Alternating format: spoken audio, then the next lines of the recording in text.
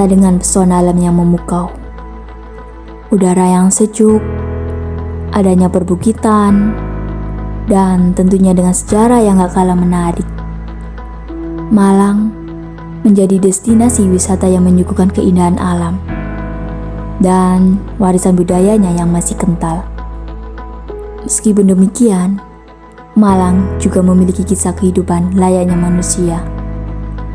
Malang memiliki sisi baik dan buruk yang saat ini terjadi, yaitu masalah sampah. Di balik keindahan kota Malang, ternyata Malang memiliki masalah sampah juga. Sampah di Malang ini merupakan tantangan yang serius. Tentunya memerlukan perhatian untuk pengelolaan yang lebih baik. Sumber sampah paling banyak yaitu dari pemukiman. Tetapi prioritas pengangkutan sampah masih di area pasar saja. Jumlah sampah yang diproduksi di Kota Malang juga meningkat dalam 3 tahun terakhir. Jika dipresentase peningkatan dari 2022 ke tahun ini mencapai 25%.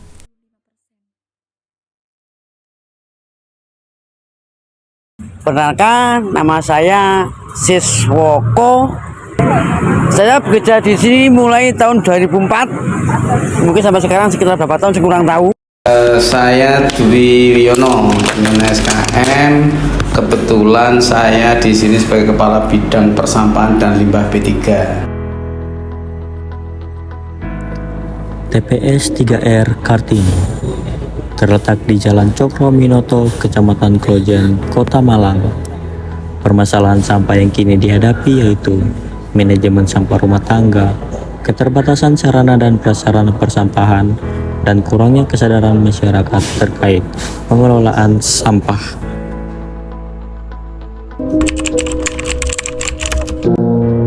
Kalau menurut jam kerja itu sebenarnya jam 5. Kalau menurut jam kerja ya, karena berhubung ada yang neper gitu, itu agak pagi, antara jam 4, jam 3 gitu. Jadi ada sambilan dari sampah dari kampung, makanya lebih awal berangkatnya. Itu namanya neperan. Kalau aturan dari kantor cuma jam 5 dan jam 11. Itu aturan kantor. Kalau berangkat sebelum jam 5, itu namanya ada ceperan luar gitu loh. Kalau khusus sampah jalan itu cuma sedikit, karena yang diampun cuma sama jalan. Berhubung ada ceperan luar, makanya agak banyak gitu loh. Ceperan luar itu maksudnya dari masyarakat? Dari masyarakat, iya. Iya, dari masyarakat. Sampah rumah tangga. Iya, paling banyak. Makanan, sampah basah itu namanya. Sampah basah ya? Iya, dari rumah makan, dari warung dan sebagainya. Nggak ada masalah sih kalau masalah sampah. Yang penting itu truknya itu sesuai dengan jam datang, karena truknya itu biasanya kalau kan 2 kali pengambilan sampah. Jadi mulai setengah 8 berangkat, habis ini kan tadi datang lagi kan, nanti sampai jam 10 mungkin berangkat lagi, itu sudah terakhir itu. Berarti sini kosong sampahnya. Nanti kan 2 truk, jadi 2 truk itu 2 kali ya. 1 truk tadi sudah berangkat, sekarang kembali lagi 1 truk lagi nanti berangkat. Ya maksimal. Ada keluhan karena mungkin wajar kalau trouble, mungkin ganti ban apa dan sebagainya, itu wajar kalau terlambat, wajar. Lancar semua, lancar. Waktu hujan aja yang agak kesulitan nyapunya, sampahnya basah kena hujan agak berat gitu aja, agak lama gitu aja. Itu kendala cuma itu aja. Jadi nggak ada apa-apa. Kalau musim kering begini saya kira kan ringan, cepat, nyapunya juga tepat gitu. Kalau untuk awal kan penyapuan dulu, habis itu diambil sampahnya, gitu, pakai gerobak, sekalian ngambil di sampah di masyarakat, habis itu dibawa ke sini. Kalau ada rongsokan ya dipilah dan juga dijual untuk beli bensin dan sebagainya. Habis ini tunggu truknya datang, nanti dibuang, kita selesai. Tinggal nyambung ulang yang kedua, penyapuan ulang, biasanya seperti itu.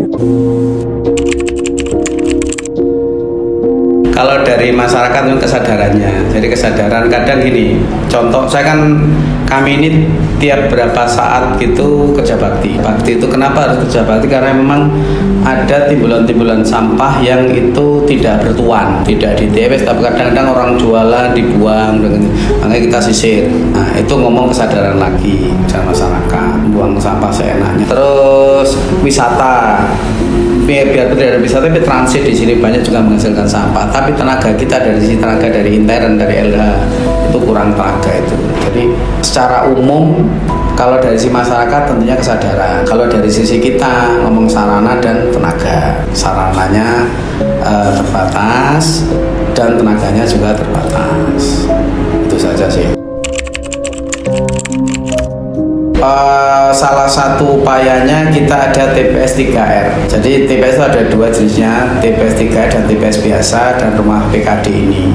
Kalau yang rumah PKD ini dalam rangka meminimalisir terkait dengan sampah organik untuk dijadikan kompos sehingga bisa dimanfaatkan kembali untuk menyuburkan tanaman untuk masyarakatnya. Nah, yang TPS 3R ini reduce, reuse, R1-nya recycle. Nah, ini dikelola oleh kelompok masyarakat. Yang terakhir kemarin kita bangun itu di Merjosari, tapi belum diresmikan. Yang 3 sudah di Buring itu.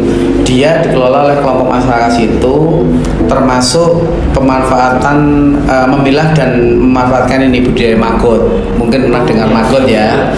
Itu ada ya, yang itu diolah. Terus yang sampah-sampah yang terpilah didaur ulang bisa dijual lagi itu juga ada, itu di TPS 3R itu. Itu salah satu upaya yang kita sampai sekarang masih jalan.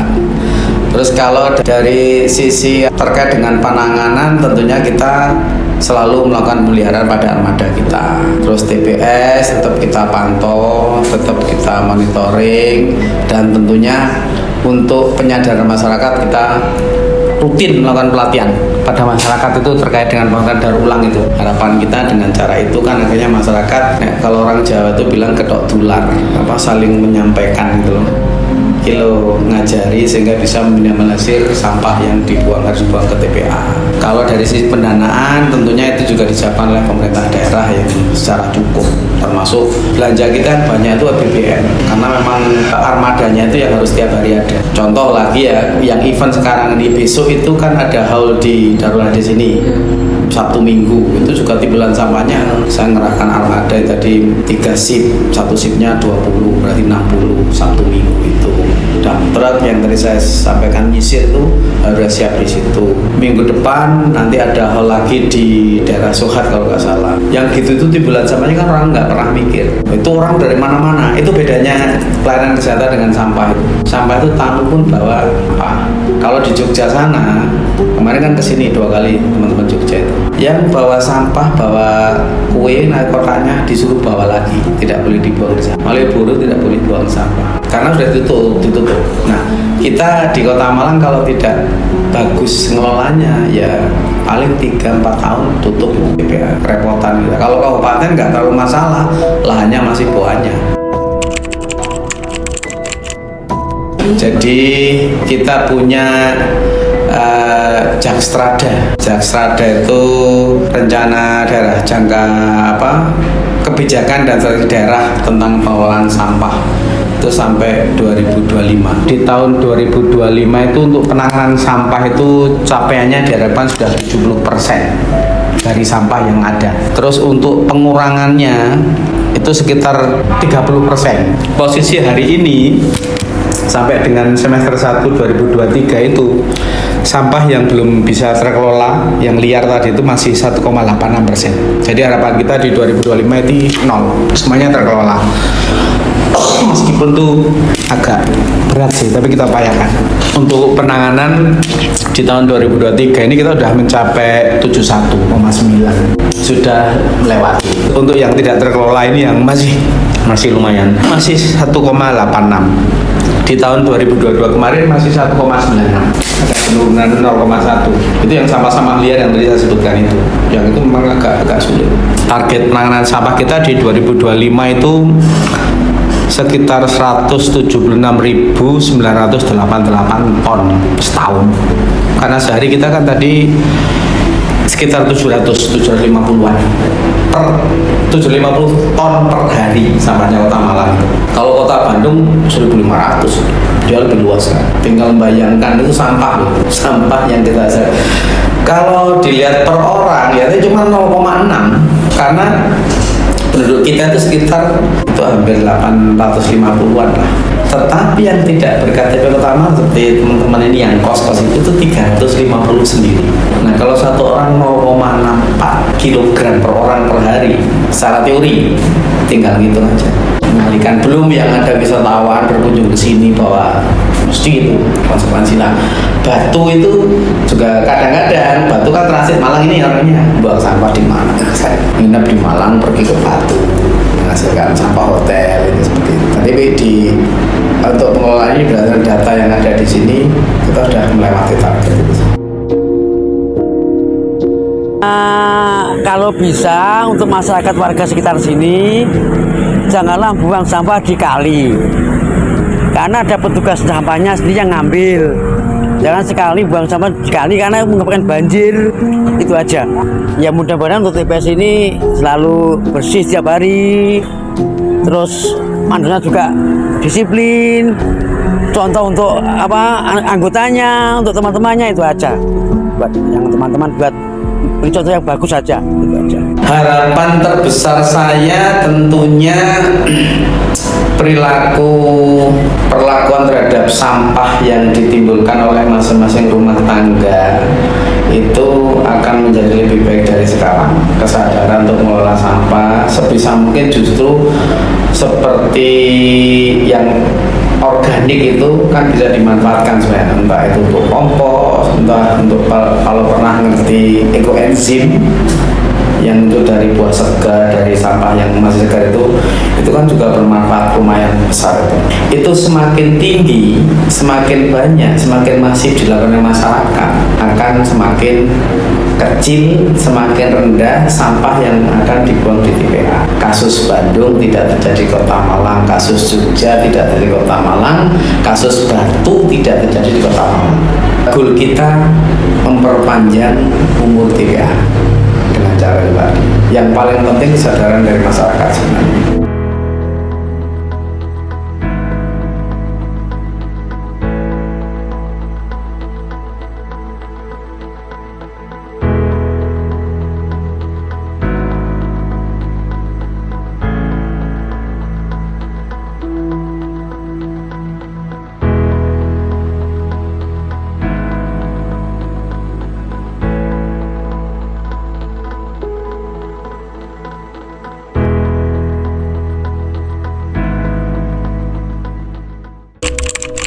Thank you.